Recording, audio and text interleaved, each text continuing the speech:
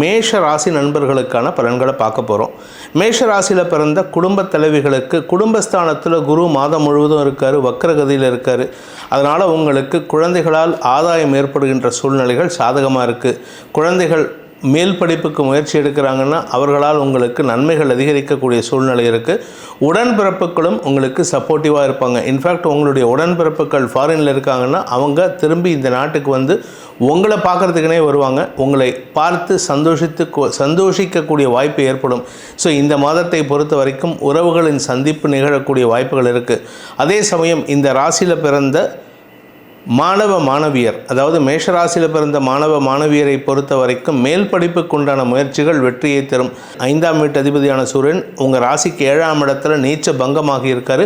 இதில் வந்து இந்த மாதம் பார்த்தீங்கன்னா உங்களுக்கு 5ஆம் இடத்து அதிபதி நீச்ச பங்கமாகி இருக்கிறது ஒரு விசேஷம்.